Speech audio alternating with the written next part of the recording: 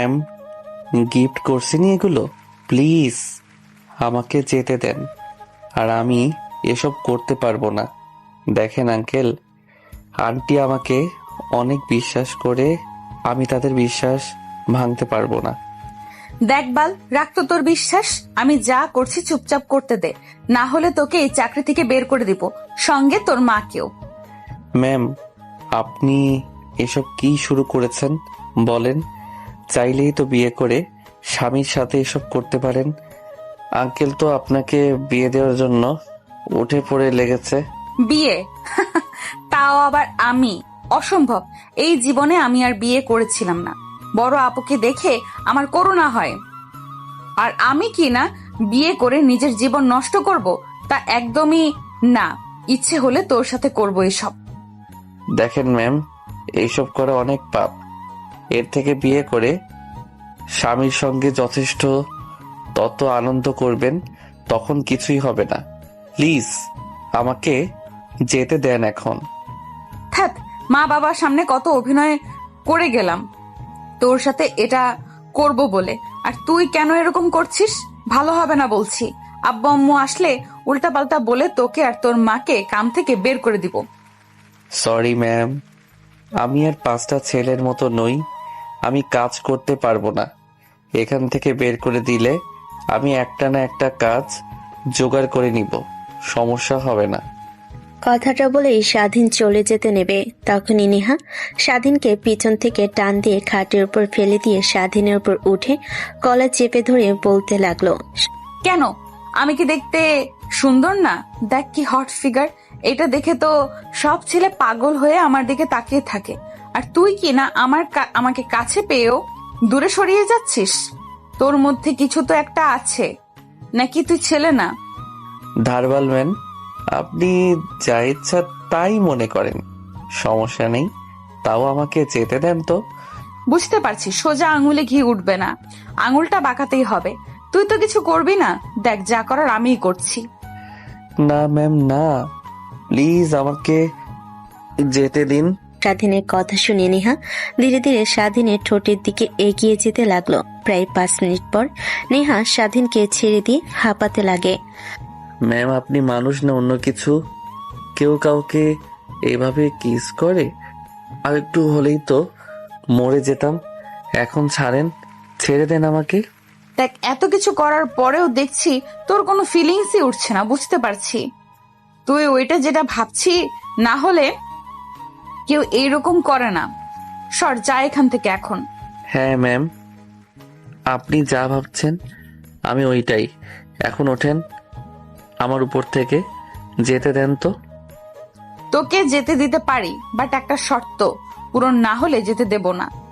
হ্যাঁ বলেন, এরপর আমাকে এখান থেকে যেতে দেন প্লিজ। আমি সব করতে পারবো না। আমি চাই না কোনো মেয়ের জীবন নষ্ট করতে। হয়েছে, তোকে অভিনয় করতে হবে না। তোরা অনেক অভিনয় করতে জানিস। জানিস ছেলে মানুষ মানে অভিনয়ের জন্য সেরা।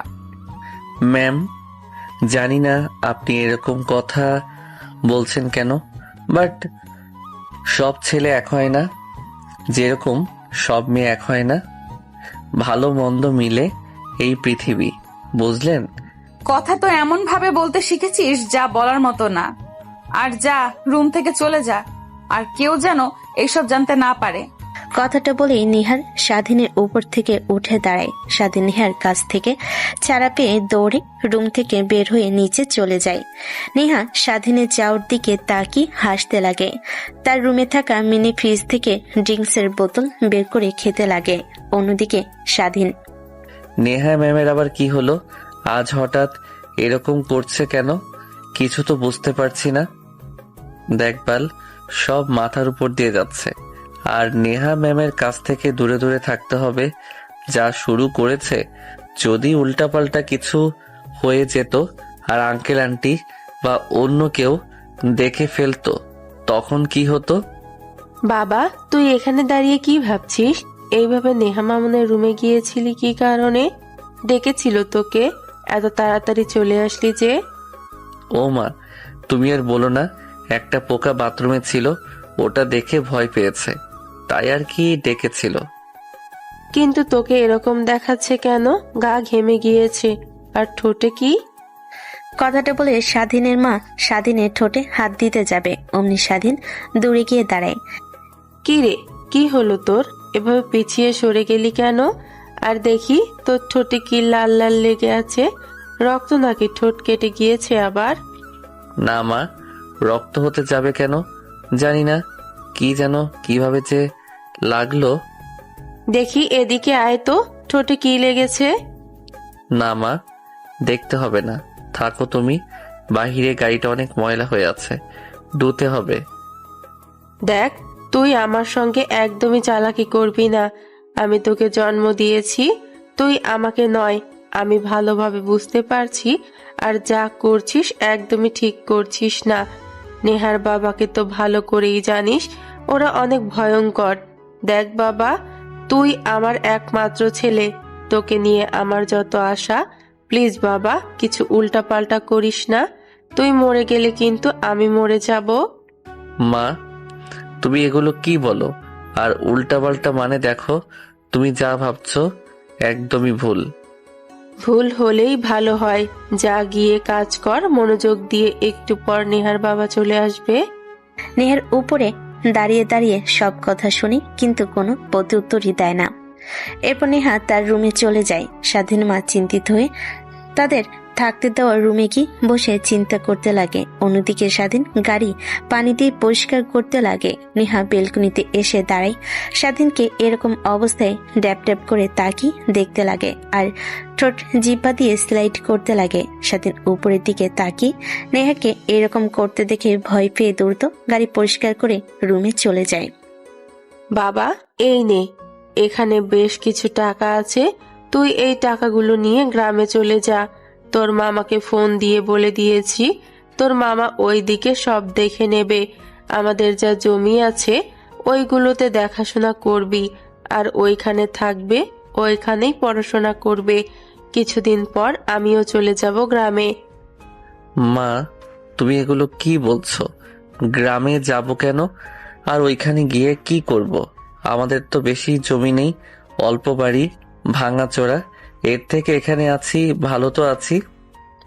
তোকে এইখানে থুয়ে হারানোর থেকে গ্রামে গিয়ে না খেয়ে মরে যাব, তাতেও শান্তি আছে। আমি যা বলছি তাই কর। তুই তোর ব্যাগপত্র গুছিয়ে এখনই গ্রামে চলে যা, আর আমি একদিন পরে চলে আসছি। নেহার মা বাবা ফোন করেছিল, তারা কালকে আসবে। তাদের কাছ থেকে টাকা নিয়ে আমিও চলে যাব। তোকে এখানে এক মুহূর্তও থাকতে হবে না। কেন? আর তুমি তো মামাকে ভালো করে জানো, উনি মোটেও সুবিধার মানুষ নয়। মিষ্টি মিষ্টি কথা বলে আমাদের নিয়ে যাচ্ছে, দেখবে কিছু তো একটা তার মাথায় দুষ্টু চিন্তা ঘুরপাক খাচ্ছে, দেখবে। দেখ বাবা, আমি তোকে যা করতে বলছি তুই তাই কর। তোর ব্যাগপত্রগুলো গুছিয়ে এখনই রওনা হয়ে যা। কাউকে কিছু জানাতে হবে না। কেউ জিজ্ঞেস করলে আমি বলে দেব। আর 2 দিন আগেই তো তোর রেজাল্ট বের হয়েছে, গ্রামে ভালো একটা কলেজে ভর্তি হয়ে নিবি। কথাটা বলে স্বাধীনের মা স্বাধীনের হাত ধরে কান্না করতে লাগে। স্বাধীন নিজেও বুঝতে পারে না তার মা এরকম করছে কেন। আচ্ছা মা, আমি যাব গ্রামে, গ্রামে যাব, কিন্তু তোমাকে এখানে রেখে যেতে পারবো না। আমার সঙ্গে তোমাকেও যেতে হবে। নেহার মা বাবা আসলে ওনাদের কাছ থেকে টাকা নিয়ে তারপরে আমি যাব।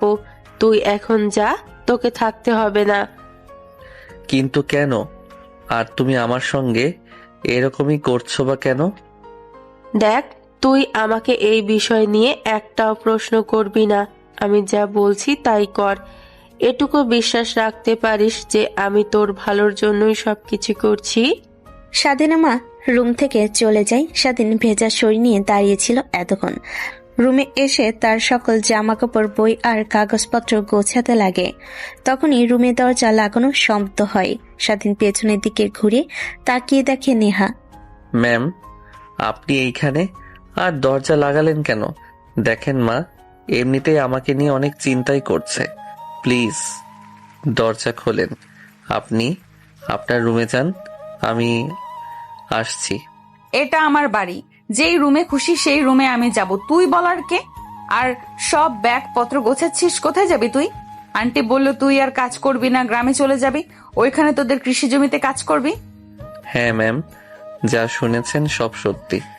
আর এখন রুম থেকে প্লিজ যান, মা দেখে ফেললে উল্টাপাল্টা কিছু ভাববে।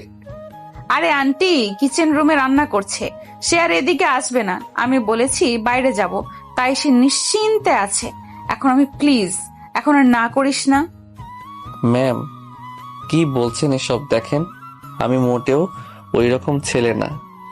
আর এমনিতেও বা তখন আপনার ঠোঁটে লিপস্টিক আমার ঠোঁটে লাগা দেখে ফেলেছিল, তার কারণে মা আমাকে এখান থেকে গ্রামে পাঠিয়ে দিচ্ছে। এখন তো আপনি খুশি? না বেবি, এখনো খুশি হইনি। তুমি এদিকে আসো, আমাকে আদর দাও, তাহলে আমি খুশি হব।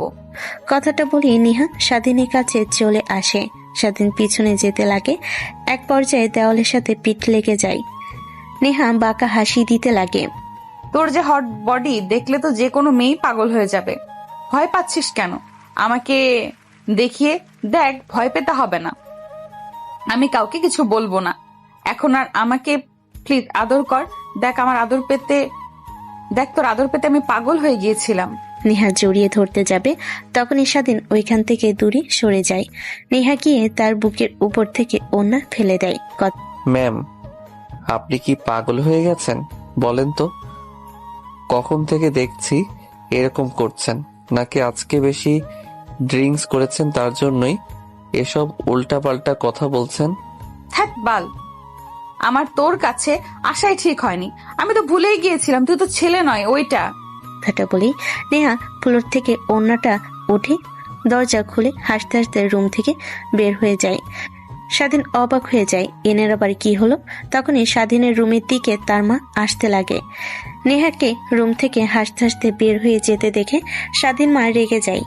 রুমে এসে স্বাধীনকে খালি গায়ে শুধু প্যান্ট পরিধান করা দেখে তার রাগ আরো দ্বিগুণ হয়ে যায়। স্বাধীনের কাছে এসে ঠাস ঠাস করে থাপ্পড় লাগিয়ে দেয়।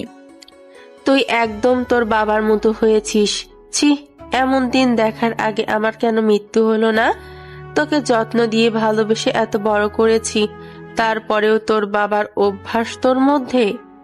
মা তুমি এসব কি বলছো? আর বাবা এরকম মানে? দেখো মা, তুমি আমার কাছ থেকে অনেক কিছু লুকিয়ে আছো। আমি জানি, জেনেও কখনো তোমাকে প্রশ্ন করিনি। স্বাধীনের কথা শুনে তার মা কান্না করতে করতে বসে পড়ে। স্বাধীন তার মার হাত ধরে দাঁড় করিয়ে সোফায় গিয়ে বসিয়ে দেয়। অন্যদিকে নেহা উপর থেকে দাঁড়িয়ে সব দেখতে লাগে। কেন যেন তার অনেক খারাপ লাগতে লাগে, তার কারণে স্বাধীনকে থাপ্পড় দিয়েছে তার মা।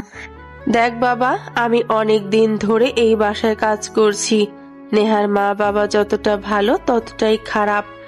আর তুই নেহার সাথে যা শুরু করেছিস, এর পরিণাম ভালো কিছু হবে না, এটা আমি জানি। তাই আমি চাই না তুই আমার কাছ থেকে দূরে চলে যা। তোর কারণে আজ আমি বেঁচে আছি। দেখ প্লিজ, যা করছিস ওইখানেই সমাপ্ত দিয়ে এখান থেকে তুই তোর গ্রামে মামার কাছে চলে যা। আর আমাকে এ নিয়ে একটা প্রশ্ন প্লিজ করবি না তুই? আচ্ছা মা, ঠিক আছে, গ্রামে চলে যাচ্ছি। আর তুমি কালকে চলে এসো। ছেলের এমন কথা শুনে স্বাধীন মা স্বাধীনের কপালে চুমু দিয়ে হাসি মুখে রুম থেকে চলে যায়। তারপর স্বাধীন ব্যাগপত্র গুছিয়ে নেয়, নিজেকে পরিপাটি করে স্বাধীন তার মার কাছ থেকে টাকা নিয়ে বিদায় জানিয়ে বের হতে যাবে। এমন সময় নেহা বেলকনিতে দাঁড়িয়ে সব দেখে। স্বাধীনের চোখ যেতে নিচে নামিয়ে বাড়ি থেকে বের হয়ে রিক্সা নিয়ে বাস স্ট্যান্ডে চলে যান। এরপর ঢাকা থেকে সিরাজগঞ্জে যাওয়ার জন্য বাসের টিকিট কেটে কাউন্টারে বসে অপেক্ষা করতে লাগে। এমন সময় স্বাধীনের সামনে এসে একটা প্রাইভেট কার দাঁড় করায়। স্বাধীন চিনতে পারেন, দাঁড়িয়ে পড়ে। তখনই নেহা বের হয়ে আসে। নেহা স্বাধীনকে দেখতে পেয়ে এগিয়ে আসে। ম্যাম আপনি এখানে কোথাও যাবেন? হ্যাঁ, যার জন্য তো এসেছি। তোদের গ্রামের বাড়ি কোথায়? ওইখানে যাব, চল। মানে কি? মানে হলো আমি তোর সাথে তোর গ্রামে যাব। দেখেন মা, আপনার মা বাবাকে ভয় পেয়ে আমাকে গ্রামে পাঠিয়ে দিচ্ছে। আর মা বুঝতে পারছে আপনি আমার সঙ্গে এরকম করছেন। প্লিজ এইখান থেকে যান, আর মা যদি জানতে পারে তাহলে সে অনেক কষ্ট পাবে। আমার মা আমাকে এত বড় করেছে অনেক কষ্ট করে। আমি চাই না আমার জন্য সে কষ্ট পাক। ও আচ্ছা, আমি ভাবছি তুই এমনিতেই যাচ্ছিস গ্রামে ঘুরতে, তাই যেতে চেয়েছি। আমি তো জানি না তুই একেবারে চলে যাচ্ছিস। আচ্ছা, দেখে শুনে যাস। নেহার চোখ দিয়ে এক ফোঁটা অশ্রু বের হতে নিলে হাত দিয়ে মুছে ফেলে। স্বাধীন দেখে অবাক হয়ে যায়। স্বাধীন নেহার যার দিকে তাকিয়ে থাকে। একটু পর বাস চলে আসলে স্বাধীন বাসে উঠে পড়ে। প্রায় 4 ঘন্টা পর স্বাধীন তার বাসায় চলে আসে। তার মামা বাড়িতে গিয়ে ফ্রেশ হয়ে তার মাকে ফোন করেন। বাবা, তুই গিয়েছিস? হ্যাঁ মা, একটু আগে এসেছি। আর তুমি যেন চিন্তা করো না আমাকে নিয়ে। বাবা, তোর সাথে কি নেহার কিছু হয়েছে? ও দেখি কোথায় জানি গিয়েছিল, আসার পর রুমে বসে আছে। খাবার খাওয়ার জন্য 2 বার ডাকতে গিয়েছি, কিন্তু কথাই বলছে না। ডেকে ডেকে শেষ পর্যায়ে রেখে এসেছি। দেখো মা, তুমি যা ভাবছো একদমই ভুল। আর আমার সাথে কিছুই হয়নি, তুমি শুধু শুধু ভয় পাচ্ছ। আর আমি আজকে আমাদের বাড়িতে গিয়ে সব পরিষ্কার করে রেখে আসবো। তুমি কালকে কিনবা, তারপরের দিন আঙ্কেলের কাছ থেকে টাকা নিয়ে চলে এসো। ঠিক আছে বাবা। আর তোর মামি তেমন একটা ভালো না, তার কথা শুনে তুই আবার মন খারাপ যেন না করিস। যতদিন থাকবে তার কথা শুনে থাকবি। তারপর স্বাধীন তার মায়ের সাথে বেশ কিছুক্ষণ কথা বলে তখনই তার মামা রুমে আসে। কি ব্যাপার ভাগ্নে, প্রায় 3 বছর পর বাড়িতে আসলা, এসে আবার কিন্তু তো দেখাচ্ছ, কি হয়েছে? আর আপা আসলো না তোমার সাথে? না মামা, কিছুই হয়নি। মা আগামীকাল চলে আসবে। আর ঢাকায় ভালো লাগছিল না, তাই আর কি গ্রামে চলে আসলাম। এখন থেকে এখানেই থাকবো, এখানেই পড়াশোনা করব। ও আচ্ছা, তা আমরা শুনেছি তোমরা এখানে নাকি বড় লোকেদের বাড়িতে থাকতে, তা টাকা পয়সা কিছু আনোনি সাথে করে? না মামা, টাকা মা দিয়েছে, তা নিয়ে এসেছি। আজকে বাড়িটা ঠিক করতে হবে। আসার সময় দেখে আসলাম টিনগুলো ভেঙে গিয়েছে, বাজার থেকেই কিনে এসে ঠিক করতে হবে। স্বাধীনের কথা শুনে তার মামা মনমরা হয়ে যায়। তারপর স্বাধীনকে বলে, ও আচ্ছা, তাই বলো। ভেবেছি অনেক অনেক টাকা নিয়ে এসেছো। আচ্ছা আসো, খাবার খেয়ে নেবে। তোমার মামি তোমার আসার কথা শুনে অনেক রান্না করেছে। তারপর স্বাধীন তার মামার সাথে রুম থেকে বের হয়ে খাবার টেবিলে এসে খেতে লাগে। খাবার খাওয়া শেষ হলে রুমে গিয়ে রেস্ট নেয়। বিকেলের দিকে বাজারে চলে যায়। বেশ কিছু টিন আর কাঠ কিনে নিয়ে চলে আসে। তারপর সেগুলো দিয়ে বাড়িটা ঠিক করতে লাগে। কে বন্ধু, এতদিন পর তোর ভাইয়ের কথা মনে পড়লো? আর কারোর সঙ্গে কোনো কন্ট্যাক্টও নেই। একবার ভেবেছিলাম তুই বোধহয় মরে গেছিস, নাহলে বাড়িতে আসতে। ও তুই? আরে বলিস না, ফোন হারিয়ে গিয়েছিল আর তোদের নাম্বার আমার কাছে ছিল না, তাই আর ফোন করতে পারি নাই। সরি রে। ও আচ্ছা, আর সরি বলতে হবে না। তা আন্টিকে কোথাও দেখতে পাচ্ছি না, আন্টি আসেনি তোর সাথে? আরে না, মা এখনো আসেনি, আগামীকাল আসবে। তাই বাড়িটা ঠিক করছি, দেখছি যেহেতু ভেঙে গিয়েছে। হ্যাঁ আচ্ছা, আবার কি শহরে যাবি না? এখানে থাকা চিন্তা ভাবনা করেছিস? আরে না, শহরে যাওয়ার আর কোনো ইচ্ছে নেই আমার, এখানেই থাকবো। কিছু জমি আছে মার, ওইগুলো চাষাবাদ করব। আর পাশের গ্রামের কলেজে ভর্তি হয়ে ওইখানে পড়বো। স্বাধীন তার বন্ধুর সঙ্গে বেশ কিছুক্ষণ কথা বলে তারপর তার বন্ধুকে নিয়ে ঘর পরিষ্কার করতে লাগে। সবকিছু ঠিকঠাক করে রাত হয়ে যায়। তারপর লাইট ফ্যান বাজার থেকে কিনে নিয়ে সেগুলো লাগিয়ে সবকিছু কমপ্লিট করে। যা, সব কমপ্লিট হয়েছে। তোর এখন চল, রবিউল মামার চায়ের দোকানে যাব। ওখানে সবাই বসে আমাকে অনেক ফোন করেছিল, তোর কথা বলিনি, সবাইকে সারপ্রাইজ দিব। আচ্ছা চল, আমি দরজাগুলো তালা দিয়ে আসছি। তারপর স্বাধীন তার বন্ধু দুজনে মিলে গ্রামের মেঠো পথ দিয়ে হেঁটে যেতে লাগে। জ্যোৎস্না মাখা রাতটা যেন স্বাধীন অনেক মিস করছিল। অনেকদিন মন ভরে তা উপভোগ করতে লাগে। হাঁটতে হাঁটতে প্রায় 5 মিনিট পর একটা চায়ের দোকানে আসে।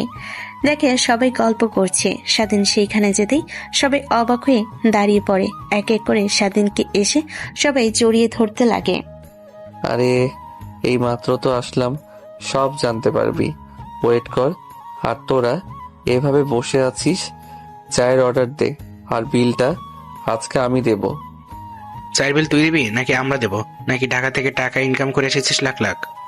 কথাটা বলে সবাই হাসতে লাগে, সঙ্গে স্বাধীনও হাসতে লাগে। একটু পরে চা আসলে খেতে লাগে আর স্বাধীন তার বন্ধুদের সঙ্গে আড্ডা দিতে লাগে। অনেকটা রাত হয়ে গেলে সবাই কাছ থেকে বিদায় নিয়ে স্বাধীন তার বন্ধুর বাড়িতে চলে যায়। তারপর স্বাধীন তার মামার বাড়িতে গিয়ে খাওয়া দাওয়া করে ঘুমিয়ে পড়ে। পরের দিন সকালবেলা সকালে ঘুম থেকে উঠে গ্রামের সকালের পরিবেশটা উপভোগ করার জন্য স্বাধীন বাহিরে বের হয়। দেখে কৃষকরা মাঠে যাচ্ছে কাজ করার জন্য, সবাই যাচ্ছে কাজ করার জন্য।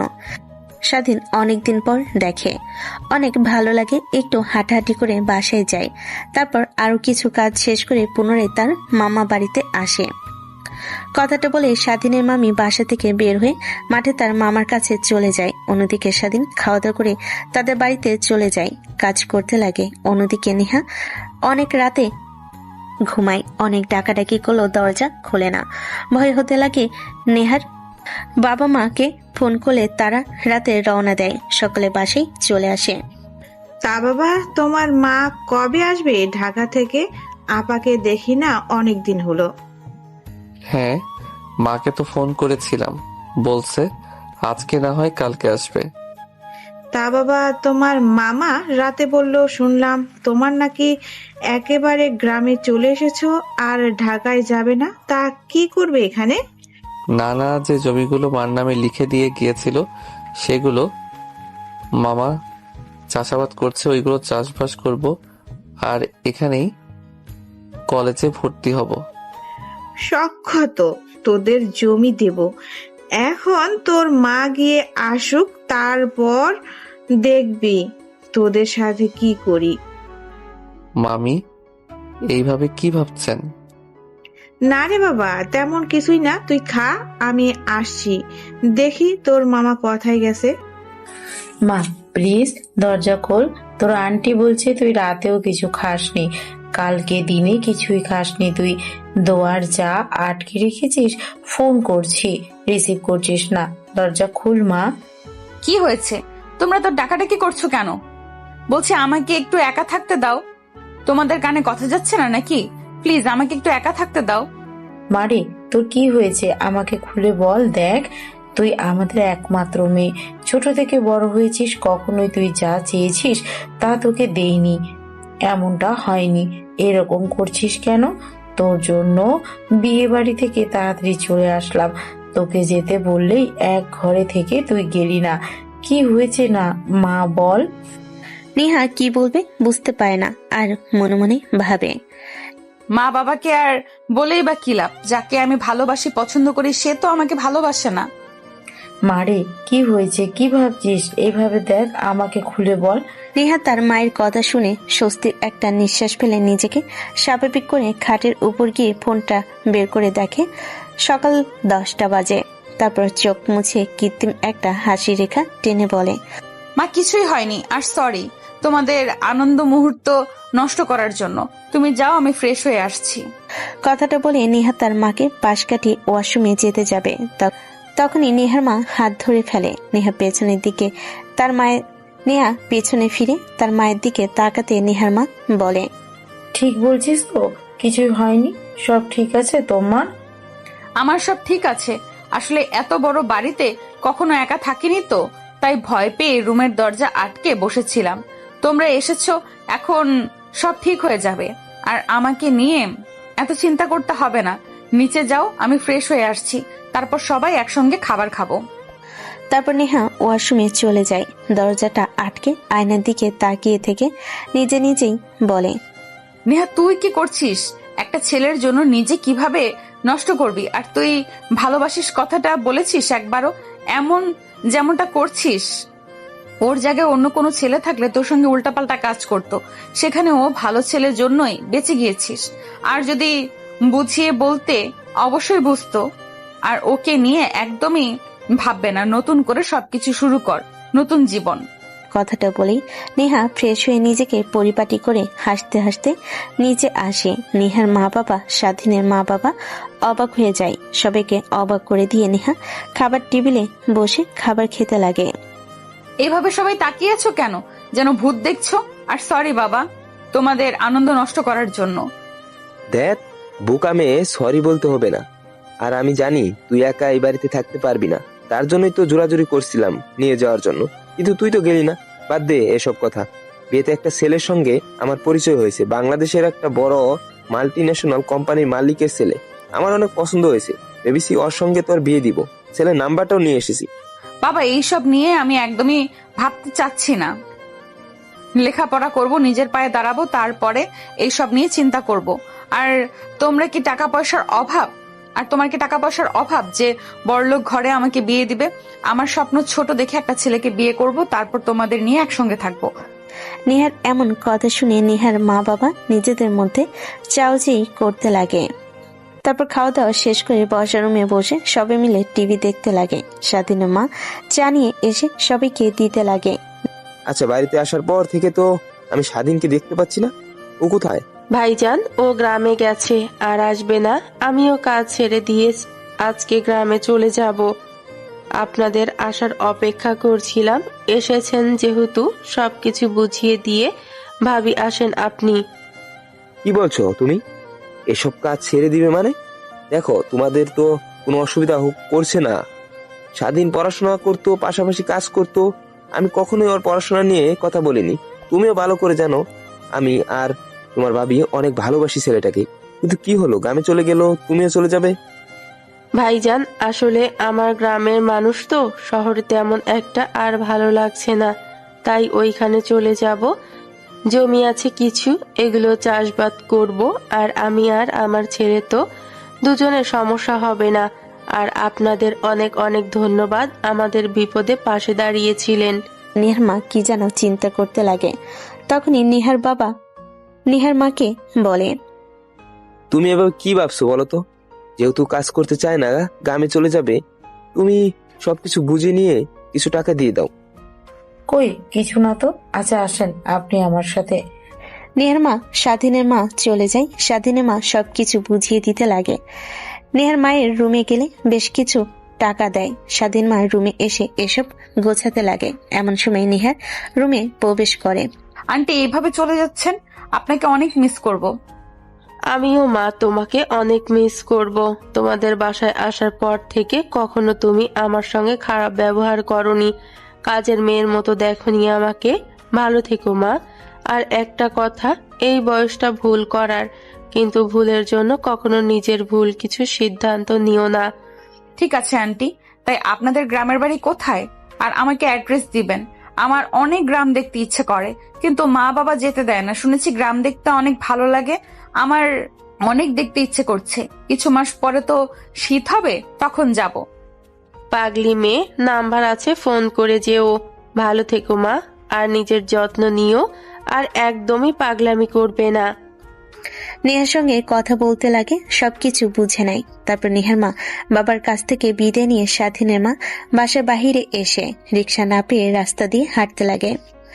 এমন সময় একটা কালো প্রাইভেট কার এসে সামনে দাঁড়ায়। স্বাধীনের মা ভয় পেয়ে যায়, না দাঁড়িয়ে হাঁটতে লাগে। তখনই এক চিরচেনা মুখ এসে সামনে দাঁড়ায়। স্বাধীনের মায়ের চোখ দিয়ে নিজের অজান্তেই অশ্রু বের হতে লাগে। তো তো তুমি তুমি এখানে যে, আর এত বছর পর গাড়িতে ওঠো? দেখেন, আমি আপনাকে ভুলে গিয়েছি, আর অতীত নিয়ে আমি আর বেশি দূরে যেতে চাই না।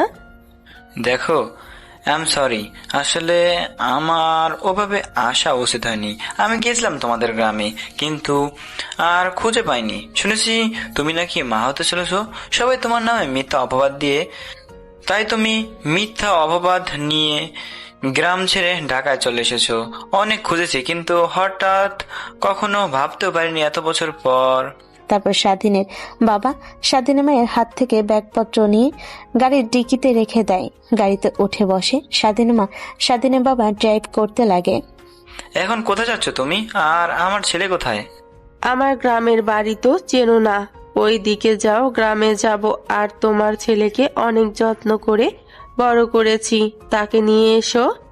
স্বাধীনের বাবা স্বাধীনের মায়ের এমন কথা শুনে অনেকটা অবাক হয়ে যায়। প্রশ্নসূচক দৃষ্টিতে বেশ কিছুক্ষণ তাকিয়ে থাকে। আর কত কাজ করবে, সব তো হয়ে গিয়েছে। এখন আন্টি আসলে দেখবি কত খুশি হয়ে যায়। বাড়িতে যা, খাবার খেয়ে আয়, আমিও যাচ্ছি। আচ্ছা। যাচ্ছি, আর তুইও যা। আরো অনেক অনেক ধন্যবাদ তোকে আমাকে হেল্প করার জন্য। আমার কাছে এখন টাকা নেই, মা আসলে তোকে কিছু টাকা দেব। আরে পাগল, সবকিছু হিসাব টাকা দিয়ে কখনই হয় না। তুই বন্ধু, এতদিন পরে এসেছিস, আর তোকে সাহায্য করবো না তো কি করে করব বল? আর এসব কথা বলবি না আমাকে। তারপর স্বাধীন তার বন্ধুর সঙ্গে কথা বলতে বলতে তার মামা বাসায় চলে আসে। বাড়ির সামনে চলে আসে, বাড়িতে ঢুকতে যাবে এমন সময় রাস্তায় বড় প্রাইভেট কার দেখে অনেকটা অবাক হয়ে যায়। ধীরে ধীরে বাসার ভেতরে প্রবেশ করে, কাউকে দেখে না। তার রুমের দিকে যেতে যাবে এমন সময় তার মায়ের একজন মধ্যবয়স্ক লোক জড়িয়ে ধরে কান্না করছে। স্বাধীন অবাক হয়ে যায়, মাথা নিচু করে রুমের ভিতর প্রবেশ করতে লাগে। স্বাধীনের বাবা দেখে উঠে খাটের উপর বসে পড়ে। মা, ইনি কে? এর আগে তো ওনাকে কখনো দেখিনি। বাবা, তোর কাছ থেকে অনেক কিছু লুকিয়েছি আমি, আর কিছু লুকাতে চাই না। তোকে বলেছিলাম তোর বাবা তোকে ছোট রেখে মারা গিয়েছে, আসলে না, এটা তোর বাবা। মানে কি বলছো মা এগুলো তুমি? আর উনি যদি মারার না যেয়ে থাকে তাহলে এত বছর তো আমাদের খোঁজ নিতে পারতো। কখনো তো দেখিনি তাকে খোঁজ নিতে। বাবা প্লিজ, তুই তোর বাবাকে ভুল বুঝিস না। আসলে আমি তোর বাবার কাছ থেকে লুকিয়ে লুকিয়ে দূরে সরে থেকেছি, তাই তোর বাবা খোঁজও আমাদের পায়নি। ও আচ্ছা, বুঝতে পারছি। তা তিনি এখন কি চাই আমাদের কাছ থেকে? বাবা, এমন ভাবে কথা বলিস কেন? নয় তোর জন্মদাত্রী বাবা, আর এখন তুই তোর বাবার সাথে তাদের সাথে থাকবি? মানে কি বলছো তুমি মা এসব? তুইও কি যাবে না? না বাবা, আমি যাব না।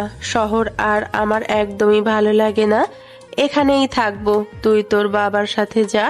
আর উনি কিন্তু অনেক বড় মানুষ, ওনার বড় বড় কোম্পানি আছে যেগুলো বাংলাদেশের টপ কোম্পানিগুলোর মধ্যে জায়গা দখল করে রেখেছে।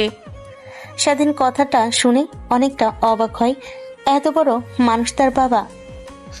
বাবা, তুই ওনার সাথে গেলে তোর লাইফ সেটেল হয়ে যাবে। তুই ওনার সাথে যা, আর আমাকে নিয়ে তোর ভাবতে হবে না। মা, আজ পর্যন্ত তোমার কোনো কথা ফেলে দেইনি, কিন্তু এটা পারবো না। আমি তোমাকে ছেড়ে আমি কোথাও যেতে পারবো না, সেটা যে কেউ আসুক না কেন। আর ওনাকে তো আমি এর আগে কখনো দেখিও নি, তাহলে কিভাবে হঠাৎ করে একজনকে বাবা বলে সম্বোধন করতে পারবো? তুই ওনাকে চলে যেতে বলো, আমি যাব না, তোমার সাথে থাকবো। বাবা, এইভাবে প্লিজ বলো না। দেখো, তোমাকে আর তোমার মাকে আমি অনেক খোঁজার চেষ্টা করেছি, কিন্তু কোথাও পাইনি। শেষমেশ হাল ছেড়ে দিয়েছিলাম। আজ হঠাৎ রাস্তায় দেখা হয়, বিশ্বাস করো বাবা, অনেক খুশি হয়েছি। প্লিজ আমাকে ভুল বোঝো না। হ্যাঁ, এটা স্বীকার করছি, তোমার মার সাথে আমি অনেক খারাপ আচরণ করেছি, তার কারণে তোমাকে আর তোমার মাকে আমি হারিয়ে ফেলেছি। দেখেন, আমি আপনাকে চিনি না, আর আপনাকে চিনতেও চাই না। আমার মা, আমার বাবা সব উনি। সো আপনি আসতে পারেন। স্বাধীন মা উঠে স্বাধীনের গালে ঠাস ঠাস করে থাপ্পড় মারতে লাগে। স্বাধীনের বাবা উঠে স্বাধীনের মাকে ছাড়িয়ে দেয়। তোকে আমি এই শিক্ষা দিয়েছি কিভাবে বাবার সাথে কথা বলতে হয়। দেখ, তুই তোর বাবার সাথে চলে যা, আমাকে নিয়ে ভাবতে হবে না। আর যদি না যাস তাহলে তোর সাথে কথা বলবো না আমি। কে আপনি? হ্যাঁ বলেন তো।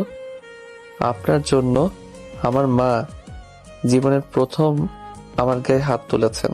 প্লিজ আপনি চলে যান, আর নেক্সট টাইম আসবেন না। আর মা, তোমাকে ছেড়ে আমি কোথাও যাব না, এটাই আমার প্রথম কথা, আর এটাই শেষ কথা। তুই যতই জোরাজোরি করো না কেন। কথাটা বলে স্বাধীন রুম থেকে বের হয়ে যায়। তুমি ওকে নিয়ে ভেবো না, আমি বুঝিয়ে পাঠিয়ে দিব। তোমার কার্ড দিয়ে যাও, আর আমাকে নিয়ে টেনশন করতে হবে না। আর আমি তোমাকে ক্ষমা করে দিয়েছি। মৃত্যুর খবর শুনলে তুমি প্লিজ শেষবারের মতো এসে আমাকে শেষবারের মতো তুমি কবরে শুইয়ে দিও। দেখো, আমি তোমাকে বিদেশে নিয়ে গিয়ে চিকিৎসা করাবো, তোমাকে বাঁচিয়ে তুলবো, আগের মতো হয়ে যাবে। প্লিজ তুমি শুধু একবার রাজি হও। পাগলের মতো কান্না করতে হবে না। ডাক্তার বলেছে আমি একদম লাস্ট স্টেজে আছি। প্রথম দিকে থাকলে চিকিৎসা করে ঠিক হয়ে যেত, কিন্তু এখন আর তা সম্ভব না। হাতে খুব অল্প সময়, তাই তো গ্রামে চলে এসেছি। ওর নানা আমার নামে যে সম্পত্তিগুলো দিয়েছিল সবগুলো ওর নামে দিয়ে যেতে পারলেই হয়। আমি তো আমার ভাই আর ভাবিকে চিনি, ওনারা কতটা জঘন্য। স্বাধীনের মা বাবা দুজনেই কথা বলতে লাগে। এক পর্যায়ে স্বাধীনের বাবা স্বাধীনের মার কাছে হাল ছেড়ে দিয়ে কান্না করতে করতে বিদায় নিয়ে প্রাইভেট কার নিয়ে শহরের উদ্দেশ্যে রওনা হয়। অন্যদিকে স্বাধীন কান্না করতে করতে নদীর তীরে গিয়ে বসে থাকে আর পানির দিকে তাকিয়ে থাকে। সেইভাবেই অনেকটা সময় পার হয়ে যায়। বিকেলের দিকে স্বাধীনের বন্ধু তাকে খুঁজতে লাগে। খুঁজতে খুঁজতে না পেয়ে নদীর তীরে এসে দেখে স্বাধীন বসে আছে। স্বাধীনের পাশে তার বন্ধু বসে পড়ে। তুই এখানে এসে বসে আছিস আর তোকে কোথায় কোথায় খুঁজে পাচ্ছি না। তখনই মনে পড়ে গেল ছোটবেলার কথা। তুই তো মন খারাপ হলে নদীর পাড়ে এসে বসে থাকতে, তাই এসে দেখি এখানে বসে আছিস। ছোট্ট অভ্যাসটা এখনো গেল না তো? আরে দেখো না, কখনো যাকে দেখিনি আজ হঠাৎ এসে বলছে সে আমার বাবা। আর মাও কি পাগল হয়ে গেছে নাকি? আমাকে তার সঙ্গে যেতে বলছে। দেখ, আমি আন্টিকে চিনি, উনি যা করছে তোর ভালোর জন্য করেছে। আমি বলি তুই রাজি হয়ে যা। আন্টি তো আমাকে বুঝিয়ে বলল, শুনে মনে হলো তোর বাবা অনেক অনেক বড় লোক, আর এভাবে চলতে হবে না। তুইও এসে এইভাবে শুরু করলি? দেখ, ছোট্ট থেকে যাকে দেখিনি কখনো আমাদের খোঁজ নেয়নি, আর আমি কিভাবে মাকে ছেড়ে তার সাথে যাব বল? এই টপিক বাদে তুই যদি কথা বলতে চাস তাহলে বল, না হলে প্লিজ চুপ থাক। আচ্ছা ভাই, সরি, আমাকে ক্ষমা করে দে। এখন চল আমার সাথে, চায়ের দোকানে যাই, সবাই বসে আছে। আচ্ছা চল তাহলে। তারপর দুজনে উঠে চায়ের দোকানের দিকে যেতে লাগে। স্বাধীন দোকানে বসে থেকে তার বন্ধুদের সঙ্গে আড্ডা দিতে লাগে। রাত অনেক হলে বাড়িতে যায়, দেখে তার মা এখনো বসে আছে খাটের উপরে, যেন কোনো কিছু নিয়ে চিন্তা করছে। স্বাধীন তার মায়ের পাশে গিয়ে বসে। মা, আই এম সরি, আর প্লিজ তুমি আমাকে ক্ষমা করে দাও। পাগল ছেলে, ক্ষমা চাইতে হবে না। আর আমি তোর ভালো চাই। তুই তোর বাবার কাছে গেলে তোকে আর এভাবে থাকতে হবে না। দেখো মা, আমি ওনাকে চিনি না, আর আমি ওনার কাছে যেতেও চাই না। যেখানে তুমি যাবে না সেখানে আমি কখনোই যাব না। তুমি আমার বাবা, তুমি আমার মা। কথাটা বলে স্বাধীন তার মাকে জড়িয়ে ধরে। স্বাধীনের মার চোখ দিয়ে অশ্রু বের হতে লাগে, হাত দিয়ে মুছে ফেলে বলে, পাগল ছেলে, এত ভালোবাসিস আমাকে, যদি এখন মারা যাই তখন কিভাবে থাকবি তুই বল? মা কি বলে এসব? তুমি দেখো, তুমি মারা যাবে কেন? এসব কথা বললে কিন্তু আমার অনেক কষ্ট হয়। তোমার সাথে কথাই বলবো না আমি আর। দেখো পাগল ছেলের কথা, সবাইকে মরতে হবে বুঝলে, তাই আমাকে ছেড়ে বাঁচতে শেখো। তাই বলছি তোমার বাবার কাছে চলে যাও, অনেক সুখে থাকবে তুমি। তোমাকে ছেড়ে আমি সুখে থাকতে চাই না, প্লিজ বাদ দাও। আর চলো খাবার খাবো, অনেক ক্ষুধা লেগেছে, দুপুরে তো কিছুই খাইনি। আচ্ছা তুই এখানে বস, আমি খাবার নিয়ে আসছি। রুম থেকে বের হয়ে খাবার নিয়ে রুমে এসে স্বাধীনকে খাইয়ে দিতে লাগে। স্বাধীন তৃপ্তি নিয়ে খেতে লাগে। খাওয়া দাওয়া শেষ করে স্বাধীন অন্য আরেকটি রুমে গিয়ে ঘুমিয়ে পড়ে। পরের দিন সকাল হতেই স্বাধীনের ঘুম ভেঙে যায়। উঠে ফ্রেশ হয়ে নামাজ পড়ে নেয়, একটু হাঁটাহাঁটি করে বন্ধুদের সঙ্গে। তারপর বাড়িতে আসে, দেখে তার মামি রান্না করছে। স্বাধীন তার মামির কাছে গিয়ে বলে, মামি, তুমি একা রান্না করছো যে? মা কি এখনো ঘুম থেকে ওঠেনি? ম্যাম সাহেব তো এখন আসছে, দেখো পড়ে পড়ে ঘুমাচ্ছে। শহরে তো মানুষের বাড়িতে কাজ করে খেত, এখন তো এটাই তার নিজের বাড়ি, আর আমরা হচ্ছি চাকর। মামি, তুমি এগুলো কি বলছো? আচ্ছা, আমি আর মা আজকে আমাদের বাড়িতে চলে যাব। এখন তো মা ছেলে এসেইছো আমাদের ধ্বংস করার জন্য। যাবি কেন? থাক আরো 2-3 মাস আমার বাড়িতে খেয়ে সবকিছু ধ্বংস করে তারপর যাস। স্বাধীন কোনো কথাই বলে না। রাগ হতে লাগে, উঠে রুমে আসে, দেখে তার মা এখনো ঘুমাচ্ছে। স্বাধীন গিয়ে তার মাকে ডাকতে লাগে, কিন্তু কোনো সারা শব্দই পায় না। স্বাধীন ভয় পেয়ে কাছে গিয়ে হাত ধরে ঝাঁকাতে লাগে আর ডাকতে লাগে, মা, এখনো ঘুম থেকে ওঠোনি? এত বেলা হয়ে গিয়েছে, চলো আমরা আমাদের বাড়িতে যাব, এইখানে আর এক মুহূর্ত থাকবো না। কিন্তু কোনো সাড়াই পায় না। স্বাধীন ভয় পেয়ে যায়। খাতা সরিয়ে দেখে ঘুমিয়ে আছে। নাকের কাছে হাত নিয়ে যেতে ভয় পেয়ে যায়। খানিকটা দূরে সরে যায়।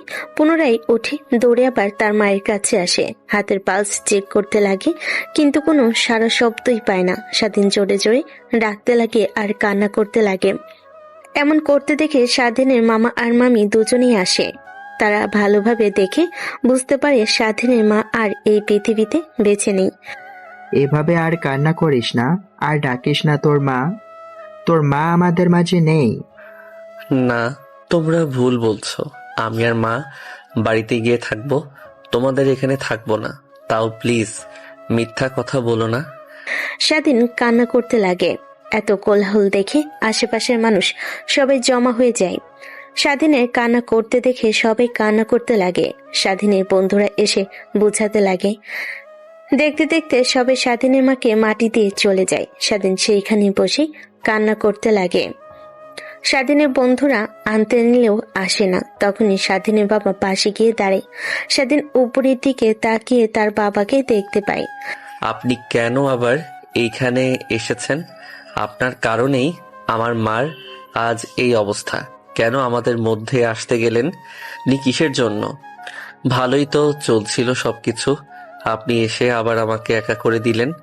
আপনি এখান থেকে চলে যান বলছি, চলে যান। আপনার কথা ভেবে আর আমাকে নিয়ে ভেবে মার আজ এই পরিণতি হয়েছে। বাবা প্লিজ আমাকে ভুল বোঝো না। তোমার মার বলতে নিষেধ করেছে, তার জন্য আমি বলিনি, কিন্তু এখন বলি তোমার মার। ব্যাস হয়েছে, আর আপনাকে বলতে হবে না। আপনি এখান থেকে যান, আর প্লিজ আমাকে আমার মতো থাকতে দেন। আমার কারো সাহায্য লাগবে না। দেখো জানি আমি বললে তুমি বিশ্বাস করবে না, আর বলতেও চাই না, কিন্তু তোমাকে এখন শক্ত হতে হবে। আর মানুষ কেউ পৃথিবীতে চিরজীবনের জন্য বাঁচে না, সবাইকে মরতে হবে। কিন্তু হ্যাঁ, আমার দরজা তোমার জন্য সারা জীবনই খোলা থাকবে। সেখানে তোমার ভাই আছে, বোন আছে, আরেকটা মা আছে। তুমি আসতে পারো। এই নাও, আমার কাছে শুধু একবার ফোন করবে। পৃথিবীর যেখানে থাকো না কেন, আমি তোমার কাছে চলে যাব। স্বাধীন কার্ডটা নিয়ে ছিঁড়ে ফেলে দেয়। স্বাধীনের বাবা দেখে কেন যেন খারাপ লাগে, কান্না করতে লাগে। তারপর সেইখান থেকে চলে যায়। স্বাধীন কান্না করতে করতে অবচেতন হয়ে যায়। তার বন্ধুরা ধরাধরি করে স্বাধীনকে বাসায় নিয়ে আসে। এভাবেই কেটে যায় একটা মাস। এভাবে আর তো মামার ঘাড়ের উপর বসে বসে আর কতদিন খাবি? তোর ছোট ভাই শহরে থেকে পড়াশোনা করছে, ওকে টাকা দিতে হয়, তোর মামা একা সামলাতে পারে না। তুই কিছু একটা এখন কর। আমি আগামীকাল থেকে আমি মাঠে কাজ করব। মার জমিগুলো আমাকে বুঝিয়ে দিতে বলো আমাকে, তাহলে হবে। তোর মায়ের জমি ছিল কই? আমি তো জানি না। আর তোর মামা তোর মায়ের জমি দেখাশোনা করে কই? কেন, তোমাদের পাশের জমিটুকু আর ওই জমিগুলো তো সব মার মামা দেখাশোনা করেন। আর মামার যা জমি ছিল সব তো সে বিক্রি করে দিয়েছে। কি যেন ব্যবসা করবে, তার জন্য সব জমি বিক্রি করে ব্যবসা শুরু করলে সেখানে লস হয় আর টাকা উসুল হয় না, তাই জমিগুলো আর ফিরে পায় না। মা আমাকে সব বলেছে। তোর মা তোকে ভুল বলেছে, মিথ্যা কথা বলেছে। তোর মায়ের কোনো জমি নেই, সব তোর মামার। আর তোরা যে বাড়ি করেছিস ওটাও তোর মামার।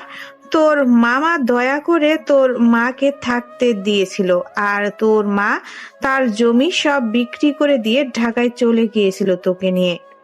স্বাধীন আর তার মামির দুজনে কথা কাটাকাটি করতে লাগে। তখনই তার মামা চলে আসে। স্বাধীনের মামা সব শুনে বলতে লাগে, তোর মামি তো ঠিক বলেছেন, তোর মার কোনো জমি নেই, সব আমার, বুঝলি? আর বাড়ি থেকে বের হবি তুই। এখন এত বড় ছেলে হয়ে আমার ঘাড়ের উপর বসে থেকে কয়েকদিন খেলি, লজ্জা করে না তোর? মামা, তুমিও মিথ্যা কথা বলছো। প্লিজ দেখো, আমার মায়ের শেষ সম্বল জমিগুলো আমাকে দাও। আমি আর কোথাও যেতে চাই না। মার কবরের পাশে বাকিটা জীবন পার করে দিতে চাই। আচ্ছা, তুই বিশ্বাস করছিস না, তাই তো? এখানে দাঁড়া, আমি সব দলিলপত্র নিয়ে আসছি, তারপরে সব বুঝতে পারবি। স্বাধীনের মামা রুমে ঢুকে কিছু দলিল বের করে নিয়ে আসে। সেগুলো দেখাতে লাগে। স্বাধীন দেখে অবাক হয়ে যায়, কি বলবে ভাষা খুঁজে পায় না। মাথা নিচু করে সেখান থেকে চলে যায়। রুমে গিয়ে সবকিছু গোছাতে লাগে। এমন সময় তার মায়ের বাক্সের দিকে নজর যায়, খুলতে দেখে একটা চিঠি। বাবা, আমি জানি তুই যখন এই চিঠিটা পড়বে তখন আমি এই দুনিয়াতে হয়তোবা আর বেঁচে থাকবো না, কারণ আমাকে তো মরতেই হবে। মরণ ব্যাধি রোগ, ক্যান্সার হয়েছে আমার, যা চিকিৎসা করার আমার পক্ষে সম্ভব নয়, আর এখন আর হবেও না, কারণ একদম লাস্ট স্টেজে।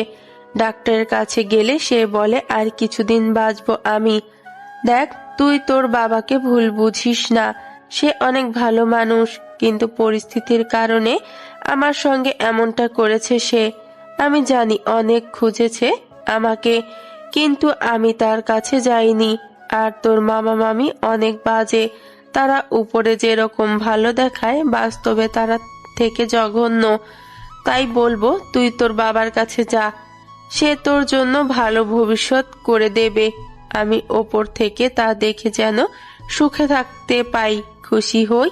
ইতি তোর মা। স্বাধীন চিঠিটা পড়ে অঝরে কান্না করতে লাগে। তারপর ব্যাগপত্র গোছাতে লাগে। তার মারে একটা ছবি তার ব্যাগে গুছিয়ে নেয়। তার জামা কাপড় আর কিছু প্রয়োজনীয় ডকুমেন্ট নিয়ে বের হই সে। কি করবে সে নিজেও জানে না। তার বাবার কাছে ফিরে যেতে চায় না। ভাবে সেই আঙ্কেলের বাসায় যাবে যেখানে আগে সে কাজ করত, কিন্তু এত দূর যাওয়ার জন্য তার কাছে এখন আর টাকা নেই। তাই ফোন বের করে তার বন্ধুকে ফোন করে। ফোন দিতে রিসিভ করে। স্বাধীন বলে, বন্ধু প্লিজ একটা হেল্প করবে আমার? কে? আরে তুই এভাবে বলছিস কেন? বল কিভাবে সাহায্য করতে পারি তোকে। মানে কি করে যে বলি তোর সাথে। তুই কোথায়? আমি নদীর পাড়ে বসে আছি, একটু আসবি তুই এখন? আচ্ছা তুই ওখানে থাক, আমি 2 মিনিটের মধ্যে আসছি। স্বাধীন ফোন রেখে দেয়। নদীর পানির দিকে তাকিয়ে থাকে। জোয়ারের পানিতে নদী এখন পরিপূর্ণ হয়ে গেছে। মাঝে মাঝে 2-1টা নৌকা চলে যাচ্ছে তাদের নিজ নিজ গন্তব্যে। তখনই পাশে এসে তার বন্ধু এসে বসে। স্বাধীন তাকিয়ে দেখে। কিরে, তোর আবার কি হয়েছে? এভাবে জরুরিভাবে তলব করলি আর এই ব্যাগ গুছিয়ে এনেছিস দেখছে, কোথাও যাবি নাকি? মামি বাড়ি থেকে বের করে দিয়েছে। কি? ও আচ্ছা, তোর মামা বাড়ির মানুষ যেমন, তাদের পক্ষে এটা অস্বাভাবিক কিছু না। তা তুই তোর বাড়িতে যেতে এখানে এসেছিস কেন? তারপর স্বাধীন তার বন্ধুকে সব কথা খুলে বলে। স্বাধীনের বন্ধু শুনে অবাক হয়ে যায়। তাই বলে তুই ছেড়ে দিলি? গ্রামের সবাই তো জানে তোর মামা সয় সম্পত্তি সব বিক্রি করে দিয়ে ব্যবসা করতে গিয়ে লস খায়, আর তার যে জায়গা ছিল সব তো মায়ের। বুঝতে পারছি, সব তোর মামা আর মামির পরিকল্পনা। তারা তোর মা তোমারে দিয়ে মিথ্যা আঙুলের সই দিয়ে সিগনেচার দিয়ে তোরা নিজেদের নামে করে নিয়েছে। হ্যাঁ, আমিও এটাই ভাবছি, কিন্তু এখন কি করব কিছুই বুঝতে পারছি না। তাদের গিয়ে বললে জানি কখনোই আর জায়গাগুলো। তাই ভাবছি আগে যেখানে কাজ করতাম ঢাকা, সেখানে চলে যাব। কিন্তু ঢাকায় যাওয়ার জন্য আমার কাছে টাকা নেই। তুই যদি কিছু টাকা দিতি, আমি ঢাকায় গিয়ে তোকে সব টাকা ফিরিয়ে দিতাম। ও আচ্ছা, তা তুই এই কথা আগে বলবি না? এভাবে আমতা করতে হয়? তুই এখানে দাঁড়া, আমি দোকান থেকে এখনই টাকা নিয়ে আসছে। কথাটা বলে স্বাধীনের বন্ধু উঠে দৌড় দেয়। প্রায় 5 মিনিট পর ফিরে আসে। এই নে টাকা, আর ফিরিয়ে দিতে হবে না। আর হ্যাঁ, আগে কিন্তু আন্টি ছিল তোর সাথে, এখন কিন্তু সে নেই। সব বুঝে শুনে কাজ করিস। স্বাধীন উঠে তার বন্ধুকে জড়িয়ে ধরে কান্না করতে লাগে। স্বাধীনকে কান্না করতে দেখে বলে, ধ্যাৎ পাগল, এভাবে কেউ কান্না করে? অনেক উপকার করলি তুই আমার, তোর উপকার আমি জীবনে কখনো ভুলবো না। হয়েছে, তোকে আর ধন্যবাদ দিতে হবে না। এখন রওনা দে, বেলা তো অনেক হয়েছে, না হলে আবার যেতে রাত হয়ে যাবে, তখন আমার সমস্যা হতে পারে। তো চল, আমি তোকে এগিয়ে দিয়ে আসি। কথাটা বলেই মাটি থেকে ব্যাগ নিয়ে হাঁটা দেয়। স্বাধীন আসতে লাগে। তারপর বাস কাউন্টারে গিয়ে টিকিট কেটে অপেক্ষা করতে লাগে। আর স্বাধীন তার বন্ধুর সঙ্গে কথা বলতে লাগে। একটু পর বাস চলে আসে। স্বাধীন উঠে বসে, তার বন্ধুকে বিদায় জানাই। কেন যেন বুকের ভেতরটা দুমড়ে মুচড়ে যাচ্ছে।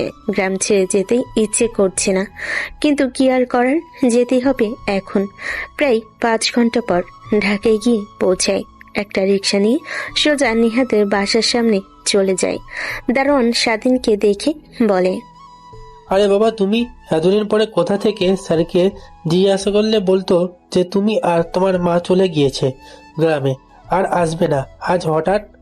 আর তোমার মা কোথায়? তাকে তো দেখছি না। স্বাধীন দারোয়ানকে জড়িয়ে ধরে কান্না করতে লাগে। দারোয়ান স্বাধীনকে তার কাছ থেকে ছাড়িয়ে বলে, কি হয়েছে বাবা? তোমরা এভাবে কান্না করছো কেন? এমন দেখাচ্ছে কেন তোমাকে? তারপর স্বাধীন দারোয়ানকে সব কথা খুলে বলে। স্বাধীনের কথা দারোয়ান শুনে অনেক কষ্ট পায়। আচ্ছা বাবা, ভিতরে যাও, স্যার ম্যাডাম সবাই বাড়িতে আছে, আমি তোমার ব্যাগ নিয়ে আসছি। স্বাধীন দরজা খুলে বাড়ির ভিতরে প্রবেশ করে চিরচেনা বাড়িটা মেন দরজা গিয়ে নক করতে নিহার মা এসে দরজা খুলে দেয়। স্বাধীনকে দেখে অবাক হয়ে যায়। স্বাধীন, তুমি আজ এতদিন পর হঠাৎ কি মনে করে? স্বাধীন কি বলবে বুঝতে পারে না, কান্না করতে লাগে। নিহার মা অবাক হয়ে যায়, স্বাধীনকে ধরে ভিতরে নিয়ে আসে, সোফায় বসিয়ে দেয়। তখনই নিহার বাবা আসে, স্বাধীনকে দেখে সেও এসে বসে। কি হয়েছে স্বাধীন? এভাবে কান্না করছো কেন? তারপর স্বাধীন সব কথা খুলে বলে, তার মা কিভাবে মারা গিয়েছেন সবকিছু। নিহার বাবা মা শুনে অনেক কষ্ট পায়, কারণ স্বাধীনের মা প্রায় 20 বছর তাদের বাসায় কাজ করেছেন। দেখো, মানুষ তো আর চিরজীবন বেঁচে থাকে না। আর তোমার মা আমাদেরও বলেনি যে তার চিকিৎসা করাবো। আচ্ছা বাদ দাও, এসো, যেহেতু তোমার ওই রুমে যাও, আর এখন থেকে এখানেই থেকো আর কাজ করো। ঠিক আছে আঙ্কেল, আর ধন্যবাদ। হয়েছে বাবা, আর ধন্যবাদ দিতে হবে না। যাও, দেখে তো মনে হচ্ছে কিছু খাওনি, ফ্রেশ হয়ে আসো। আর নেহার মা, ওর জন্য খাবার বেড়ে রুমে দিয়ে আসো। তখনই নেহা নিচে নামতে লাগে। স্বাধীনকে দেখে স্বাধীন সেই দিকে তাকিয়ে চোখ নামিয়ে রুমে চলে যায়। বাবা, এই ছেলেটা আবার এখানে? ওর মা না বড় গলা করে বলে গেল যাওয়ার সময় যে আর আসবে না ঢাকায়, গ্রামেই থাকবে। তা আবার কি মা ছেলে আমাদের বাসায় চলে এসেছে? নেহার এমন কথা শুনে নেহার বাবা রেগে উঠে দাঁড়ায়, ঠাস ঠাস করে থাপ্পড় লাগিয়ে দেয়, দুই গালে হাত দিয়ে বসে পড়ে। এই থাপ্পড়গুলো তোকে আগে মারা উচিত ছিল। তুই মানুষকে মানুষ মনে করিস না নাকি? ওরা কি ফিতে থাকে বাড়িতে? কাজ করে থাকে ওরা। চলে যাওয়ার পর তো কতজনে না কষলো, দেখলি না? 1 মাস হলো ঠিক মতো কাজ করে না, উল্টো আরো জিনিসপত্র চুরি করতো। ওনাদের মতো ভালো মানুষই হয় না। আর স্বাধীনের মা মারা গিয়েছে, ওর মামা বাড়ি থেকে বের করে দিয়েছে, তাই কোথায় যাবে বুঝতে না পেরে এখানে এসেছে। তাই বলে তুমি আমাকে মারবে? আর আমি কি এমন বলেছি? দেখো, আমি তোমার কোনো কথাই শুনতে চাচ্ছি না। এখন শুধু তুমি তোমার রুমে যাও, এমনিতেই ভালো লাগছে না। নেহা উঠে দাঁড়িয়ে দেখে তার মা আর বাবা দুজনেই মনমারা হয়ে বসে আছে। নেহার অনেক খারাপ লাগছে, কিন্তু বুঝতে না দিয়ে উঠে রুমে গিয়ে দরজা আটকে দেয়। ফ্ল্যাশব্যাক। দেখো মা, আমরা অনেক গরিব, স্বাধীনকে অনেক কষ্ট করে বড় করেছি। আমার একমাত্র ছেলে, আমি চাই না ওর জীবন নষ্ট হোক। তুমি অনেক ভালো, আমি লক্ষ্য করেছি তুমি ওকে ভালোবাসো। কিন্তু একটা কথা কি, বামন হয়ে কখনো চাঁদে হাত বাড়াতে হয় না। তোমার বাবা মা আমাকে অনেক বিশ্বাস করে, তাদের এইখানে কাজ করছি এখন প্রায় 20 বছর হলো। কখনো আমাকে তোমার বাবা তুই করেও বলেনি, কিন্তু আমি চাই না এরকম কিছু কখনো হোক। তাই আমরা চলে যাচ্ছি, আর তুমি নিজের যত্ন নিও মা। বর্তমান স্বাধীনের মায়ের কথাগুলো নিহা ভাবতে লাগে আর অঝরে কান্না করতে লাগে। চিন্তা করবেন না আন্টি, আগে হয়তোবা বুঝতে পারিনি, কিন্তু এখন সব বুঝতে পারছি। আর আপনার ছেলেকে হাতছাড়া করছিল, নিজের করে তার নেওয়া অবধি। আমি আপনার মতো ওর পাশে আজীবন থেকে ছায়া দিয়ে যাব। কথাটা বলে নেহা নিজেকে স্বাভাবিক করে নেয়। তারপর বেলকনিতে গিয়ে দাঁড়ায়, দেখে স্বাধীন বাহিরে দাঁড়িয়ে থেকে কার সঙ্গে যেন কথা বলছে। তুই চিন্তা করিস না, আমি চলে এসেছি। তাদের বলেছি, তারা অনেক কষ্ট পেয়েছে, আমাকে থাকতে দিয়েছে। সে আগের কাজ, তাদের বাসায় কাজ করতে হবে। দেখি পাশাপাশি লেখাপড়াটা চালিয়ে যেতে পারি কিনা। আচ্ছা দেখ, বুঝিয়ে বললে ঠিক পারবি। আর ফ্রি হলে আমাকে ফোন করিস। আচ্ছা, এখন ফোন রাখি, ফ্রি হয়ে তোকে আবার ফোন করব। নেহা নিচে এসে কথা বলতে দেখে উল্টাপাল্টা চিন্তা করতে লাগে। স্বাধীন রুমে এসে দেখে নেহার মা খাবার টেবিলে রেখে দিয়ে যাচ্ছে। আন্টি, আপনি কষ্ট করতে গেলেন কেন? আমাকে বললে আমি খেয়ে আসতাম। কেন বাবা, এত দূর পর্যন্ত জার্নি করে এসেছো, শরীরটা অনেক ক্লান্ত, খেয়ে ঘুমিয়ে নাও। এত কথা বলো না তো। ঠিক আছে আন্টি, আর ধন্যবাদ। স্বাধীনের কথা শুনে নেহামা একটা হাসি দিয়ে রুম থেকে চলে যায়। স্বাধীন ওয়াশরুমে গিয়ে ফ্রেশ হয়ে তোয়ালে দিয়ে হাত মুছতে মুছতে রুমে এসে দেখে নেহা তার খাটের উপর বসে ফোনে কি যেন দেখছে। ম্যাম, আপনি এখানে? কেন আসতে পারি না নাকি? তা না, কিন্তু এত রাতে আমার রুমে আঙ্কেল আন্টি দেখলে অন্য কিছু মনে করবে। যা মনে করার তা করুন, তোকে নিয়ে ভাবতে হবে না। এখন বল, বাইরে তখন দাঁড়িয়ে হেসে হেসে কার সঙ্গে কথা বলছিলি? আর তোর ফোনের লক কি? ম্যাম, আমার গ্রামের বন্ধুর সঙ্গে কথা বলছিলাম, জানিয়ে দিলাম যে ঠিক মতো এসেছি। আর আমার ফোনে লক আপনাকে বলবো কেন? দেখেন, আপনি যা শুরু করেছিলেন তার জন্যই কিন্তু মা আমাকে এখান থেকে গ্রামে নিয়ে গিয়েছিল। প্লিজ আমাকে একটু একা থাকতে দিবেন। আপনি যা ভাবছেন তা কখনো সম্ভব না। থাক, এত কথা বলিস না তো। খাবার খা, অনেক টায়ার্ড দেখাচ্ছে তোকে। স্বাধীন ফোন হাতে নিয়ে লক খুলতে নেহা তার ফোন চেয়ে নিয়ে দেখতে লাগে। স্বাধীন সেদিকে আর না মনোযোগ দিয়ে খাবার খেতে লাগে। খাবার খাচ্ছিল, নেহার দিকে নজর যেতে দেখে তার দিকে অপলক দৃষ্টিতে তাকিয়ে আছে। বিয়ে করবি আমাকে তুই? ম্যাম, কি বলেন আপনি? বিয়ে? তাও আবার আপনাকে শুধু শুধু হাসালেন, এখন আবার বিয়ের ভূত মাথায় উঠেছে? আরে আমি সিরিয়াস, সত্যি বলছি, আমাকে বিয়ে করবি? নেহাকে সিরিয়াস ভাবে বলতে দেখে স্বাধীন বিষম খেয়ে যায়। নেহা উঠে গ্লাসে পানি ঢেলে সামনের দিকে এগিয়ে দেয়। স্বাধীন খেতে লাগে। প্লিজ ম্যাম, জানতে রুম থেকে আমি চাই না আপনাদের এই কাজ ছেড়ে দিতে, আর শহরে তেমন কিছু চিনিও না, তো প্লিজ আমাকে ডিস্টার্ব করবেন না। আপনার পা জড়িয়ে ধরে বলছি। আরে কি করছো তুমি? পা জড়িয়ে ধরছো কেন? তোমার স্থান আমার পায়ে না, আমার বুকে। কথাটা বলে নেহা স্বাধীনকে তার সঙ্গে শক্ত করে জড়িয়ে ধরে। আরে ম্যাম, আবার কি শুরু করলেন বলেন তো? ছাড়েন বলছি, ছাড়েন। নেহা ছেড়ে দিতে স্বাধীন ঠাস ঠাস করে থাপ্পড় লাগিয়ে দেয় নেহার দুই গাল চেপে ধরে স্বাধীনের দিকে তাকিয়ে থাকে। বড় বলে কিছু বলিনি, কিন্তু আর চুপ করে থাকবো না। আপনি কি শুরু করেছেন? হ্যাঁ বলেন তো। জানেন কি, আপনার জন্যই আমি আমার মাকে হারিয়েছি। যদি এখানে থাকতো আমি জানতে পারতাম আর ভালো চিকিৎসা করাতে পারতাম, কিন্তু গ্রামে যাওয়ায় জানতে পারিনি আর জিজ্ঞাসা করতে পারিনি। সব আপনার দোষ।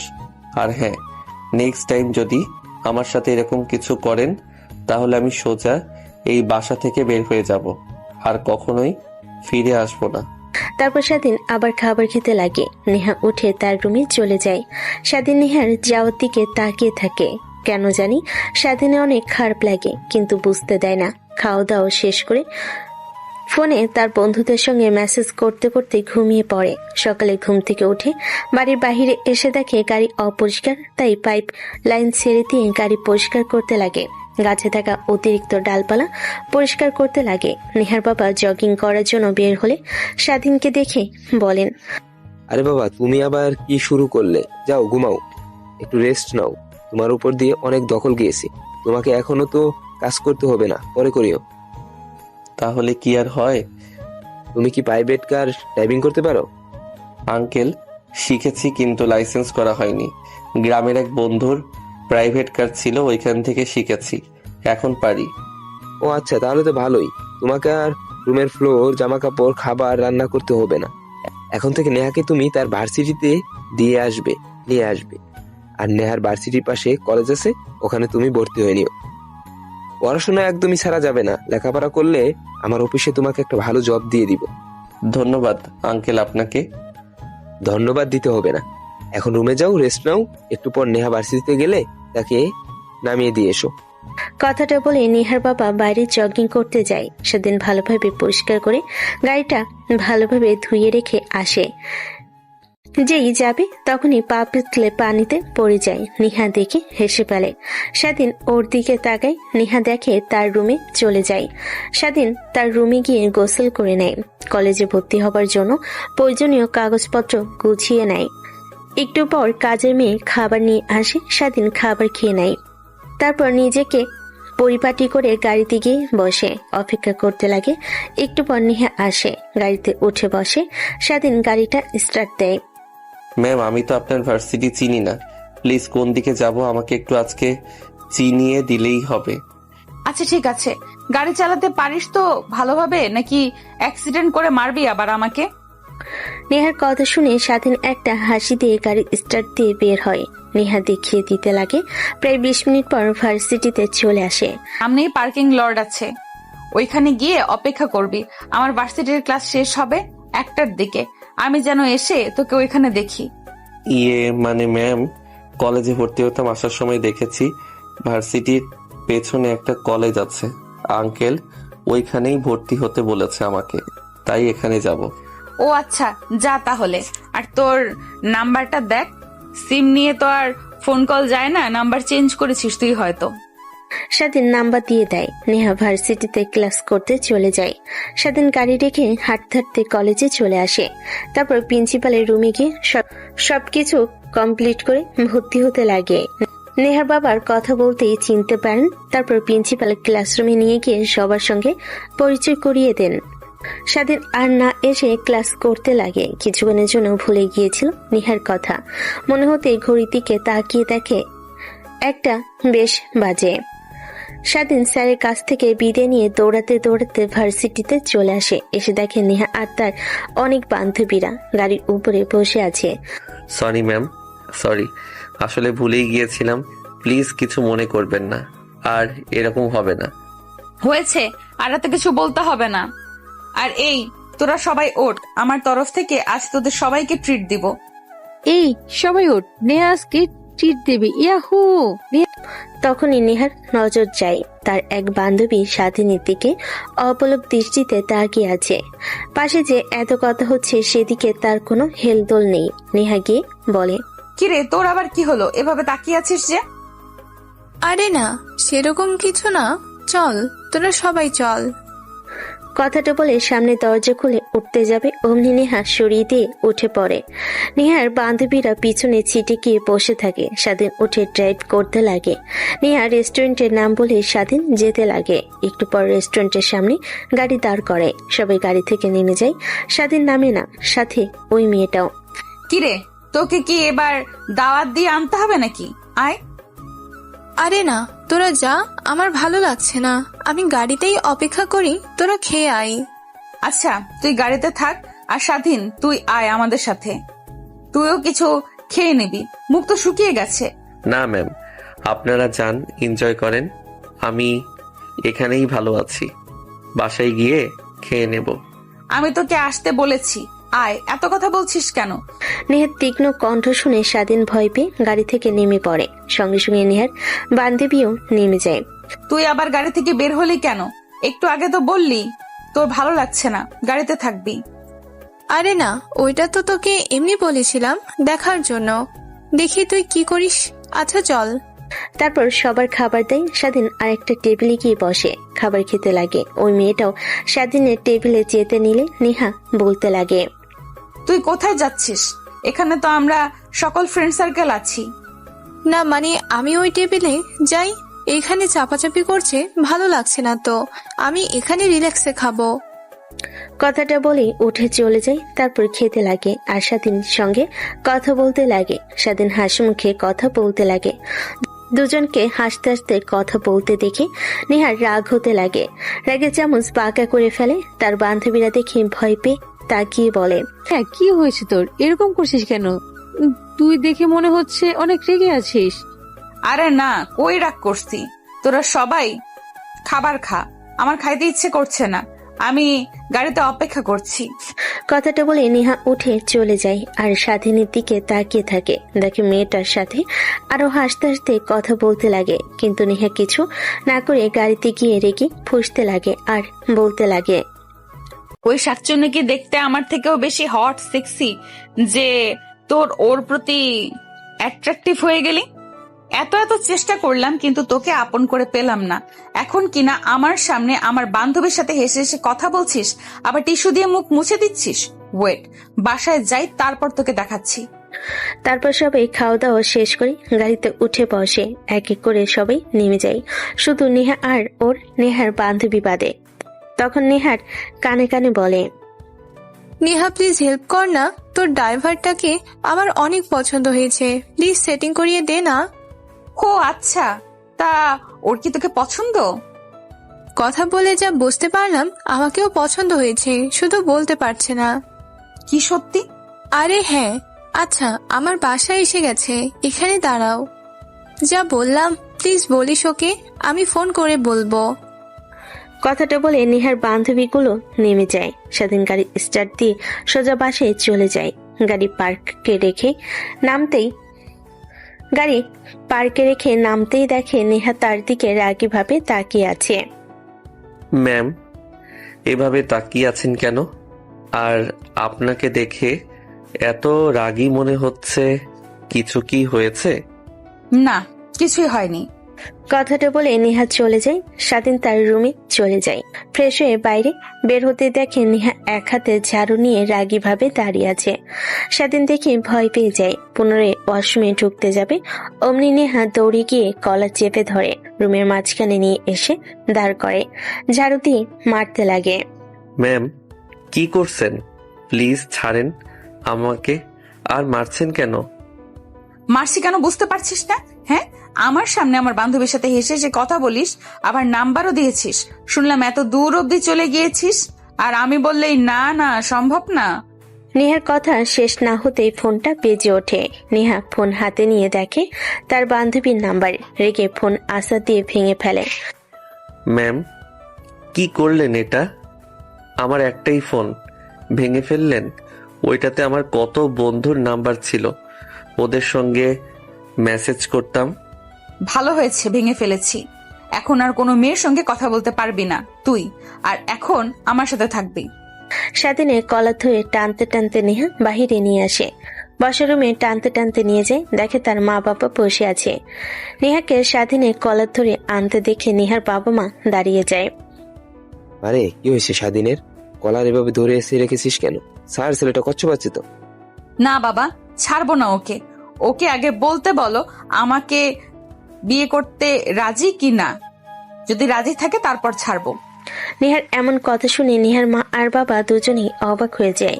কি বলছিস এসব তুই? নেহা, মাথা ঠিক আছে তোর? হ্যাঁ মা, মাথা ঠিক আছে। আমি ওকে ভালোবাসি, প্রায় 2 বছর হলো বলতে গিয়েও বলতে পারিনি। এখন যখন বললাম তখন না আমাকে পছন্দ হয় না, আর আমার বান্ধবীদের নাম্বার নেয়, ওদের সঙ্গে হেসে হেসে কথা বলে। আঙ্কেল আন্টি, প্লিজ ভুল ভাববেন না, আমার এটাতে কোনো মত নেই। ম্যামকে প্লিজ ছাড়তে বলেন, আমি বাড়ি থেকে বের হয়ে যাব। না না সোনা, তোমাকে আর ছাড়ছি না। আর বাবা, তুমি কাজীকে এখন আসতে বলো। আর এখন যদি আমাকে স্বাধীনের সঙ্গে বিয়ে না দাও, তাহলে তুমি আমার মরা মুখ দেখবে, এই বলে দিলাম। মেয়ের এমন কথা শুনে নেহার মা আর বাবা অবাক হয়ে যায়। নেহাকে বোঝাতে লাগে, কিন্তু নেহা নাছোড় বান্দা। এক পর্যায়ে নেহার বাবা মা স্বাধীনের দিকে তাকিয়ে রাজি হয়ে যায়।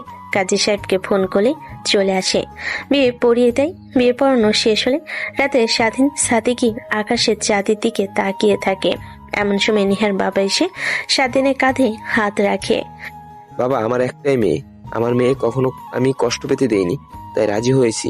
বাবা, তুমিও আমার মেয়েকে কষ্ট দিবে না, এটাই আশা করি।